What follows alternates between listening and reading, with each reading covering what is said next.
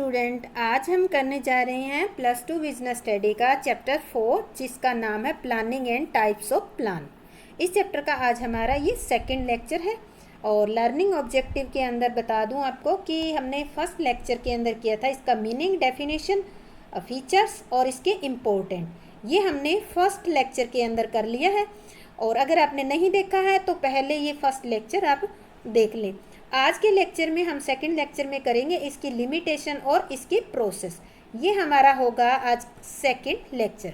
तो आज हम स्टार्ट करते हैं कि प्लानिंग की लिमिटेशन क्या है। लिमिटेशन जो होती है वो एक टाइप की कठिनाइयाँ होती हैं, उन्हीं को ही कहते हैं। देखो, नियोजन की जो आवश्यकता होती है व्यावसायिक और गैर व्यावसायिक दोनों प्रकार की संस्थाओं में होती है। चाहे वो व्यवसाय करने वाली हो चाहे वो गैर व्यवसाय करने वाली हो, यानी कि व्यवसाय ना करने वाली हो, तो सभी में ही नियोजन की आवश्यकता पड़ती है। अगर आप रूटीन लाइफ में देखें तो आप कोई भी काम करते हैं उससे पहले कुछ उसका सोचते तो है कि ये काम किस तरीके से किया जाएगा, तो वही प्लानिंग होती है। अब देखो, इसके बारे में कुछ लोग ये कहते हैं कि नियोजन भविष्य के बारे में पूर्वानुमान पर आधारित होता है, यानी कि जो नियोजन करते हैं वो फ्यूचर के बारे में केवल फोरकास्टिंग है, एस्टीमेट लगाना ही है और भविष्य के बारे में हम कुछ नहीं कह सकते। तो इसलिए कहते हैं कि भविष्य अनिश्चित होता है, कुछ नहीं कह सकते। तो इसके लिए ये प्लानिंग करना क्या है, एक बेकार प्रोसेस है इन लोगों के अकॉर्डिंग। वास्तव में क्या करते हैं, इन लोगों का इशारा जो होता है नियोजन में उपस्थित होने वाली समस्याओं की, कठिनाइयों की ओर ही होता है। यदि नियोजन को सफल और आपको उद्देश्यपूर्ण बनाना है तो प्रबंधकों को नियोजन की कठिनाइयाँ या समस्याएं जो आती है उनसे उनका ज्ञान होना चाहिए या उनको ये आभास होना चाहिए कि कुछ कठिनाइयाँ आ भी सकती है और यही इसकी कठिनाइयाँ जो है ये इसकी सीमाएं हैं। तो सबसे पहले इसकी जो कठिनाई या जो सीमा है वो हम कह सकते हैं कि ये है हमारी प्लानिंग क्रिएट रिजिडिटी। यद्यपि नियोजन में लोच की विशेष लोच जो यानी कि फ्लेक्सिबिलिटी होती है इसमें, यानी कि आवश्यकता पड़ने पर इसमें हम छोटा मोटा थोड़ा बहुत परिवर्तन कर सकते हैं। बड़े परिवर्तन इसमें संभव नहीं होते और अगर बड़े परिवर्तन करेंगे तो वो संस्था के लिए फायदेमंद भी नहीं होंगे। इस प्रकार बदलती हुई परिस्थितियों के अनुसार योजनाओं में हम चाहें उतने परिवर्तन नहीं कर सकते और ना करने की वजह से, ये परिवर्तन न होने की वजह से कई बार क्या होता है, संस्था के सामने कोई अपॉर्चुनिटी होती है, अवसर होती है, उसका लाभ नहीं मिल पाता और वो अवसर ही हाथ से निकल जाता है। नियोजन में सीमित लवचिकता के लिए दो तरह के कारण जिम्मेवार होते हैं, आंतरिक कारण और बाहरी कारण। तो ये कौन कौन सी है? सबसे पहला आता है हमारा आंतरिक कारण। आंतरिक कारण होता है संस्था के उद्देश्य, नीतियाँ जो पॉलिसी बनाई है, ऑब्जेक्टिव पॉलिसीज, जो प्रोसीजर है, हमारे रूल हो गए या कोई भी प्रोग्राम बनाया, तो ये सब डिसाइड करते हैं। ये सारे आंतरिक होते हैं, इंटरनल होते हैं। इनमें परिवर्तन करना कई बार बहुत मुश्किल होता है, कर नहीं सकते इनमें परिवर्तन। जैसे नीतियाँ बदलनी है तो बहुत जल्दी से नीतियाँ नहीं बदली जा सकती, उद्देश्य चेंज नहीं कर सकते, तो इनमें क्या होती है, अलोचकता या रिजिडिटी होती है। सेकंड जो हमारा कारण है वो तो ऐसा कारण है जो नियोजनकर्ताओं के कंट्रोल में ही नहीं होता, वो बाहर का होता है। कौन सा होता है? जैसे पॉलिटिकल क्लाइमेट हो गया, इकोनॉमिक चेंज हो गया, या हम कह सकते हैं कि हमारा टेक्निकल चेंज आ गया, नेचुरल कैलेमिटीज़ होगी, या पॉलिसीज ऑफ द कॉम्पिटिटर हो गया। अब नेचुरल एक एग्जांपल लेते हैं नेचुरल कैलेमिटीज़ का। आज के जो हमारे देश में महामारी चली हुई है कोरोना, उसकी वजह से मोस्टली जो बिजनेस है वो बंद हुए पड़े हैं, ठप हो रही हैं। जो बिजनेसमैन है या हम कह सकते हैं जो मैनेजर है वो कुछ नहीं कर पाते, क्योंकि ये जो चेंज है वो ऐसा चेंज है जो मैनेजमेंट के कंट्रोल से बाहर का, उस पर कंट्रोल नहीं कर सकते। तो इस तरह से एक और एग्जांपल दिया इन्होंने, राजनीतिक परिवेश, अगर पॉलिटिकल पार्टी चेंज हो जाती है तो नई सरकार बनाएगी। नई सरकार बनाने से क्या होगा, वो नई व्यापार की नीति लाएगी, नई कर आयात निर्यात की नीति में परिवर्तन कर देगी, वो अपने अकॉर्डिंग परिवर्तन करेगी। तो इससे क्या होगा, जो संस्थाओं ने पहले से योजना बना रखी है वो क्या हो जाएगी, व्यर्थ हो जाएगी, धरी की धरी रह जाएगी। इसी तरह से अगर कोई प्रतियोगी नई नीति बना ले तो उससे भी हमारी योजनाएं कई बार प्रभावहीन हो जाती है। सेकंड आता है planning does not work in dynamic environment, यानी कि जो प्लानिंग है वो डायनेमिक एनवायरनमेंट के अंदर वर्क नहीं करता। क्यों? क्योंकि जो प्लानिंग होता है भविष्य के बारे में पूर्वानुमानों पर आधारित होता है, फोरकास्टिंग पर बेस होता है, और वो भी फ्यूचर के बारे में। और फ्यूचर क्या होता है?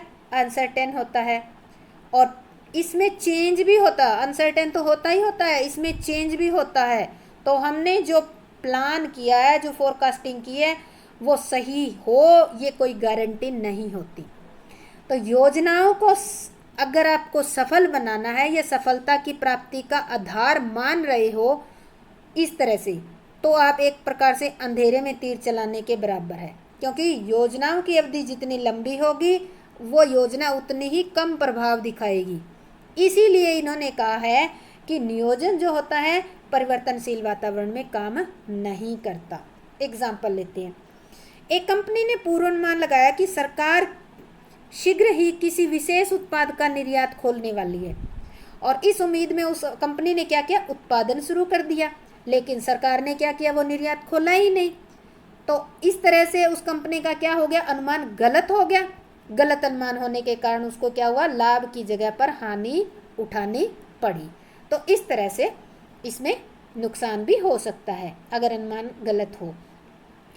इसके बाद आता है प्लानिंग रिड्यूस क्रिएटिविटी, यानी कि जो प्लानिंग है वो क्रिएटिविटी को रिड्यूस कर देता है। प्लानिंग के अंदर संस्था के उद्देश्यों को प्राप्त करने के लिए जितनी भी क्रियाएं की जाती है वो पहले से ही निश्चित होती है, और प्रत्येक व्यक्ति को केवल वही काम करना होता है, उसी ढंग से करना होता है जैसा कि प्लानिंग के अंदर लिखा गया है। अब देखो, वो पहले से रटा रुटाया लिखा लिखाया काम करेगा तो वो उसकी तो सोचने की शक्ति क्या होगी? सोचेगा ही नहीं वो तो उसकी पहल करने की शक्ति, सोच विचार करने की शक्ति तो धीरे धीरे क्षीण हो जाएगी, और अधिक उपयुक्त उपायों की खोज करने और उन्हें लागू करने पर रोक लग जाएगी, क्योंकि सोचने की शक्ति बंद होगी। सोचना ही नहीं है उसको, अब ना ही पहल करना। जब सोचेगा नहीं, कोई पहल नहीं करेगा तो नए उपाय कहाँ से खोजेगा? नया उपाय खोजेगा नहीं तो उनको लागू कैसे करेगा? तो उसका रटा रुटाया काम जो उसको लिखित में मिला हुआ है वैसे ही करना पड़ेगा।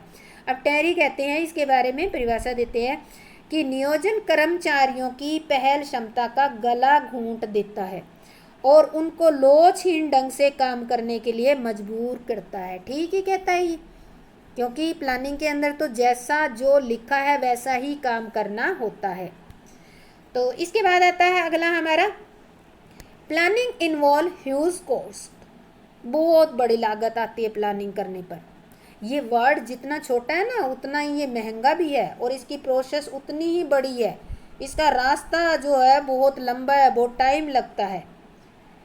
एक लंबा रास्ता तय करने के बाद ही एक योजना बनती है, और वो योजना सक्सेसफुल हो इसकी भी कोई गारंटी नहीं होती।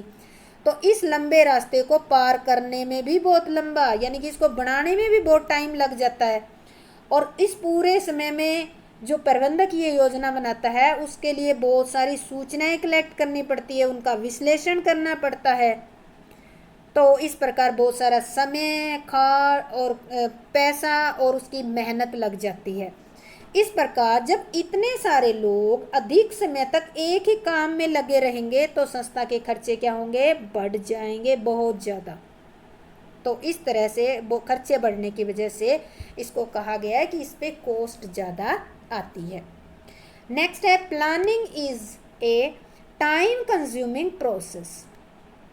टाइम कंज्यूमिंग, तो नियोजन जो है एक निश्चित तिथि का सामना करने के लिए तो वरदान होती है, लेकिन इसकी प्रक्रिया में बहुत लंबा समय लग जाता है। बहुत लंबा समय लगने के कारण ये आकस्मिक आपत्ति यानी कि इमरजेंसी का सामना नहीं कर सकती। इमरजेंसी का मतलब होता है कि एकदम से अगर कोई समस्या आ जाए तो उसका यानी कि अगर कोई ऐसा अवसर दिखाई दे या कोई ऐसे समस्या आ जाए तो इसके बारे में पहले से कोई योजना नहीं बनाई गई है, और अब तुरंत निर्णय लेना जरूरी है। तो ऐसी स्थिति में अगर प्रबंधक ये सोचने लग जाए कि पहले इसके बारे में नियोजन प्रक्रिया पूरी की जाए और फिर निर्णय ले, तो हो सकता है कि इसमें इतना लंबा समय लग जाए कि जो उपस्थित समस्या है या तो वो चला जाए हमारा खेल बिगाड़ कर, या फिर हमारे सामने जो अवसर है वो अवसर ही हाथ से निकल सकता है। तो नियोजन में अधिक समय लगने के कारण जो कार्रवाई होती है उसमें देर हो जाती है। तो इसकी एक लिमिटेशन ये भी है। नियोजन सफलता की गारंटी नहीं देता। Planning does not guarantee success, यानी कि सक्सेस की गारंटी भी नहीं देता और हर बिजनेसमैन को ये बनानी भी पड़ती है। कई बार प्रबंधक ये समझ बैठते हैं कि योजनाएं बना लेने से सारी समस्याएं हल हो जाती है। अगर कोई मैनेजर या कोई बिजनेसमैन इस अवधारणा से प्रभावित होकर वो ये सोचते हैं या करते हैं, तो वो इसका मतलब है वास्तविक कार्य में लापरवाही बरतना शुरू कर देते हैं और इसका परिणाम उल्टा परिणाम ही निकलेगा और वो किसको भुगतना पड़ेगा? संस्था को ही। इस प्रकार नियोजन प्रबंधकों को सुरक्षा का झूठा लालच देकर उन्हें लापरवाह भी बना देती है। हम कह सकते हैं कि नियोजन कर लेने मात्र से ही सफलता सुनिश्चित नहीं हो जाती, बल्कि इसके लिए बहुत सारे प्रयास भी करने पड़ते हैं। प्लानिंग करने, उसके साथ साथ आपको लगातार वॉच करते रहना, चेक करना, छोटे छोटे चेंजेस की ज़रूरत है तो वो करते रहना ज़रूरी है। अदरवाइज़ क्या होगी? फेल होने के चांसेस बन जाएगी। तो इसके बाद इन्होंने कंक्लूजन दिया है कि नियोजन की सीमाओं को अगर, यानी कि इसकी लिमिटेशन को स्टडी करते हैं तो हम ये निष्कर्ष नहीं निकाल सकते कि नियोजन जरूरी नहीं है या एक विलासिता है, या हम कह सकते हैं कि जिसे केवल बड़ी संस्थाएं ही सहन करती है। लेकिन इसकी सच्चाई जो है इसके बिल्कुल विपरीत है। यह प्रबंध का एक बहुत ही महत्वपूर्ण काम है। नेक्स्ट टॉपिक है हमारा प्लानिंग प्रोसेस। तो जब हम नियोजन को प्रबंध की प्रक्रिया के संबंध में देखते हैं, किसके बारे में? एज ए प्रोसेस के संबंध में देखते हैं, तो प्रबंध का एक अंग होने के कारण इसको क्रिया भी कह सकते हैं हम। दूसरी ओर जब इसका व्यक्तिगत रूप से, यानी कि इंडिविजुअल इसको स्टडी करते हैं, तो इसको एक प्रोसेस भी कह सकते हो, क्योंकि इसे पूरा करने के लिए एक के बाद एक कई सीढ़ियाँ, कई स्टेप पार करने पड़ते हैं। इसी कारण से, यानी कि कोई भी प्रोसेस होती है तो वो स्टेप बाय स्टेप ही होती है। तो इसके कई स्टेप होते हैं, अलग अलग स्टेप है जिनको हम एक चार्ट के द्वारा देख लेते हैं। तो सबसे पहला देखो इसमें स्टेप आता है सेटिंग ऑब्जेक्टिव। ऑब्जेक्टिव सेट करते हैं। फिर डेवलपिंग प्रेमिसेस, यानी कि सीमाएं, जो अभी हमने पीछे की है ना, सीमाएं, कौन कौन सी कठिनाइयाँ आती है उनको ध्यान में रखते हैं। Third, identify alternative course of action, कौन कौन से तरीके से कोई काम है वो किया जा सकता है, उनको आइडेंटिफाई करते हैं। इवेलुएटिंग अल्टरनेटिव कोर्सेज, और फिर देखते हैं कि वैकल्पिक कार्रवाई जो हमने आइडेंटिफाई किया है उनको इवेलुएट करके, यानी कि उनका मूल्यांकन करते हैं। लास्ट में सिलेक्ट करते हैं जो हमें सबसे बेटर लगती है, या तो वो कर लेते हैं या फिर दो को मिलाकर कोई एक नई बनाकर हम योजना चयन कर लेते हैं। इम्प्लीमेंटिंग द प्लान, लास्ट उसके बाद प्लान को लागू कर देते हैं और फॉलो अप एक्शन, और लागू करने के बाद लगातार उसको देखते रहते हैं कि अगर उसमें कोई कमी आ गई है, कोई समस्या आ गई है तो उसको चेंज करते रहते हैं। तो इनको हम डिटेल में करते हैं। सबसे पहला आता है हमारा सेटिंग ऑब्जेक्टिव। तो आपको स्टूडेंट ये बता दूं, जहाँ भी प्रोसेस आती है तो वो प्रोसेस स्टेप बाय स्टेप ही की जाती है। ये नहीं है कि स्टेप का, जैसे कि ये है हमारे स्टेप, ये नहीं है कि आप पहले तो आपने ये स्टेप लिख दिया, दूसरे नंबर पे ये स्टेप, तीसरे नंबर पे ये स्टेप लिख दिया, तो ये गलत हो जाएगा तरीका। तो आपको जैसे स्टेप दिए हुए हैं, ये चार्ट ऊपर से नीचे की ओर आ रहा है ये चार्ट, तो आपको इसी तरीके से नंबर वाइज इसको लिखना होगा और इसको याद करना होगा। तो सबसे पहले हम करते हैं सेटिंग ऑब्जेक्टिव। उद्देश्य जो होते हैं वे अंतिम बिंदु होते हैं जिन्हें प्राप्त करने के लिए समस्त क्रियाएं, सारी क्रियाएं बिजनेस में इन उद्देश्यों को प्राप्त करने के लिए की जाती है। और नियोजन प्रक्रिया में सबसे पहले उद्देश्यों को निर्धारित किया जाता है और परिभाषित का मतलब है जो भी संस्था के एम्प्लॉय हैं उन सब को बताया जाता है एक्सप्लेन करके कि क्या उनका उद्देश्य है, ताकि सभी कर्मचारियों को इसकी पूरी जानकारी हो जाए और इन्हें प्राप्त करने में वो पूरा योगदान भी दे सके। उद्देश्यों का एक प्राथमिक हायरार्की क्रम भी रखा जाता है, जैसे कि सबसे पहले संस्था का उद्देश्य बताया जाता है, फिर विभाग का, फिर व्यक्तिगत उद्देश्य। तो इन्हें इसी क्रम में ही डिसाइड किया जाता है और एक्सप्लेन भी इसी तरीके से किया जाता है। एक एग्जाम्पल के द्वारा समझते हैं। उदाहरण के लिए एक कंपनी अपनी बिक्री को 2000 करोड़ तक ले जाना चाहती है, ठीक है। माना कि कंपनी के 4 मेन प्रोडक्ट है जिनकी बिक्री अपेक्षित की गई है कि पहले की 1000, दूसरे की 500, तीसरे की 300 और 200 करोड़, टोटल हो जाएगी 2000 करोड़। इस संदर्भ में अन्य सभी विभागों के उद्देश्य भी निर्धारित करनी पड़ेगी। तो इससे क्या होगा, उत्पाद विभाग को जानकारी प्राप्त हो जाएगी कि उसे किस उत्पाद का कितना कितना उत्पादन करना है, और इसमें प्रत्येक विभाग में कार्यरत कर्मचारियों को भी बता दिया जाएगा उनसे क्या चाहते हैं कंपनी या क्या अपेक्षित है। इस तरह से वो अपना अपना काम करेंगे तो डिपार्टमेंट का हो जाएगा, डिपार्टमेंट का काम कंप्लीट होगा तो संस्था का उद्देश्य पूरा हो जाएगा। तो इस तरह से इनके उद्देश्य जो एक्सप्लेन करके बताए जाते हैं। सेकंड आता है डेवलपिंग प्रेमिसेस। नियोजन का आधार वे सीमाएं, तत्व या मान्यताएं होती है जो विभिन्न विकल्पों के संभावित परिणामों को प्रभावित करती है। किसी विकल्प के बारे में अंतिम निर्णय लेने से पहले हमें इनके पूर्वानुमान जरूर लगा लेने चाहिए। हमारे जितने पूर्वानुमान सही होंगे वो योजना उतनी ही सफल होने के चांसेस होंगे। 2 प्रकार होते हैं योजना के आधार के। एक तो होता है इंटरनल बेसिस, जैसे कि पूंजी, श्रम, कच्चा माल, मशीन, और दूसरे होते हैं बाहरी सरकार की नीतियां, व्यावसायिक प्रतियोगिता, ग्राहकों की रुचि, ब्याज दर, कर की रेट होगी ये। तो देखो उदाहरण लेके समझते हैं इस पॉइंट को। एक कंपनी को अपने व्यापार का विस्तार करना चाहती है, ठीक है। कंपनी के पास ग्रामीण क्षेत्र में कारखाना स्थापित करने का एक ऑप्शन है। वहाँ पर पूंजी, कच्चे माल, श्रम की उपलब्धता इसके आंतरिक आधार होंगे। सरकार की औद्योगिक नीति बाहरी आधार होगा। अब प्रबंधक को इन सभी आधारों का पहले ही पूर्वानुमान ज्ञान होना चाहिए। नहीं तो क्या होगा, ये देखना होगा कि आवश्यक पूंजी, कच्चा माल, श्रम उपलब्ध हो सकेगा या नहीं हो सकेगा, ये भी आपको देखना पड़ेगा। कहीं ऐसी जगह पे लगा दो जहाँ वहाँ कच्चा माल ही ना पहुँचे, कोई साधन ही ना जा पाए, तो वो सक्सेसफुल नहीं होगी। इसी प्रकार ये भी देखना होगा कि कहीं सरकार की औद्योगिक नीति इस तरह की तो नहीं है कि औद्योगिक इकाई की स्थापना का ही विरोध हो, तो ये नीतियाँ भी ध्यान से देखनी पड़ेगी। थर्ड आता है identify alternative course of action, यानी कि हमें अल्टरनेट ढूंढने होंगे कि एक काम को कितने तरीकों से किया जा सकता है। अभी देखो ऊपर विस्तार का आया था ना क्वेश्चन कि कंपनी अपना बिजनेस एक्सपेंड करना चाहती है। कोई भी कार्य ऐसा नहीं होता जिसके कोई अल्टरनेट मार्ग या अल्टरनेट वे नहीं होते। संस्था के उद्देश्यों के आधार पर एक ही काम को करने के बहुत सारे तरीकों की खोज की जा सकती है। उदाहरण लेते हैं, किसी संस्था का उद्देश्य अपना व्यवसाय बढ़ाने का, बिजनेस को एक्सपेंड करने का है, तो इस जो बिजनेस बढ़ाने का जो उद्देश्य है इसको पूरा करने के कई तरीके हो सकते हैं। पहला तरीका ये आ गया, पहले से चल रहे व्यवसाय का विस्तार करके, जैसे कि माना एक कंपनी किसी एक साइज के टीवी सेट बना रही है तो अब वो बहुत सारे छोटे छोटे बड़े कई साइज के टीवी सेट बनाने शुरू कर दे। पहला अल्टरनेट तो ये है। दूसरा अल्टरनेट उसके सामने है कि उत्पादन दूसरे क्षेत्रों में उत्पादन करके टीवी सेट बनाने वाली कंपनी अन्य उत्पाद जैसे फ्रिज भी बनाना स्टार्ट कर सकती है। तीसरा अल्टरनेट उसके सामने आता है कि दूसरी संस्थाओं के साथ में मिलकर कोई व्यवसाय करे। चौथा अल्टरनेट आता है कि किसी दूसरी संस्था को ही खरीद सकती है।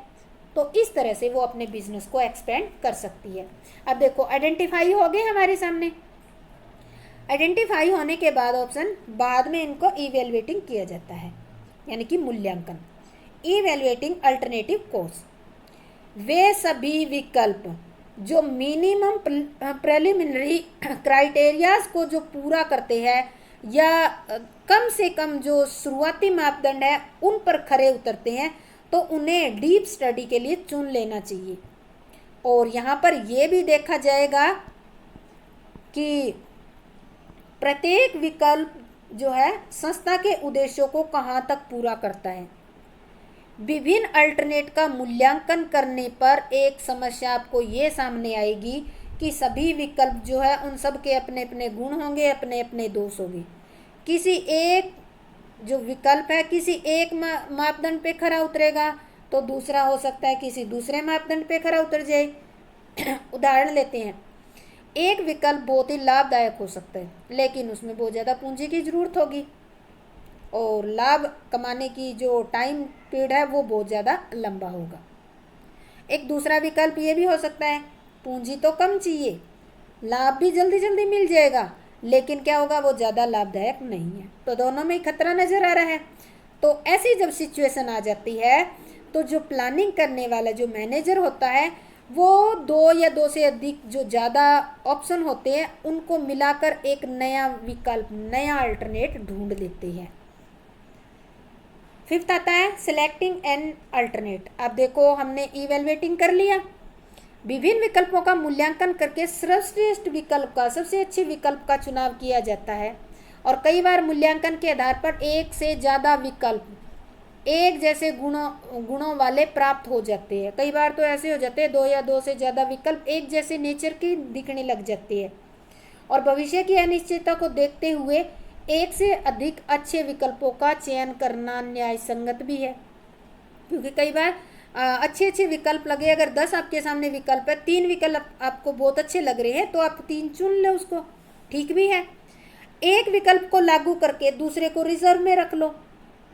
अगर मान लो पहला गलत हो जाए तो पहले के असफल होने के कारण जो रिजर्व में रखा गया है उसको तुरंत आप लागू करके जो भी असफलता होने वाली है उससे आप बच सकते हो।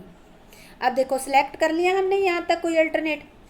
इम्प्लीमेंटिंग द प्लान, मुख्य योजना या सहायक योजनाओं का निर्धारण करने के बाद, यानी कि जो हमारा अल्टरनेट है उसको सिलेक्ट कर लेने के बाद उसको हमें इम्प्लीमेंट करना होता है। योजना को इम्प्लीमेंट करने के बाद विभिन्न क्रियाओं के क्रम निर्धारित करने होते हैं। बहुत सारी ऐसी प्रोसेस होती है जिनके स्टेप हमें डिसाइड करने होंगे, अर्थात ये कह सकते हैं कि यह निश्चित किया जाता है कि कौन क्या करेगा, कब कर, किस तरह करेगा। तो इससे क्या होगा, उद्देश्य जो भी हमारा ऑब्जेक्टिव है वो अचीव करना इजी हो जाएगा। लास्ट में आता है समीक्षा, फॉलो अप एक्शन। योजना लागू कर देने से नियोजन प्रक्रिया समाप्त नहीं हो जाती। क्यों? क्योंकि योजना भविष्य के लिए बनाई जाती है, भविष्य आपका अनिश्चित होता है और अनिश्चित भविष्य में सफलता सुनिश्चित करने के लिए योजनाओं की प्रगति की लगातार समीक्षा करनी पड़ती है। अगर आपको भविष्य में सफलता सुनिश्चित करनी है तो योजनाओं की प्रकृति की लगातार जांच करनी, समीक्षा करनी पड़ेगी। जैसे ही उन मान्यताओं में जिन पर योजनाएं आधारित है अगर परिवर्तन होता हुआ नजर आता है तो योजना में तुरंत जितनी चेंज चाहिए उतना चेंज कर देना चाहिए। तो इस प्रकार हम कह सकते हैं कि नियोजन एक निरंतर चालू रहने वाली प्रक्रिया है। तो स्टूडेंट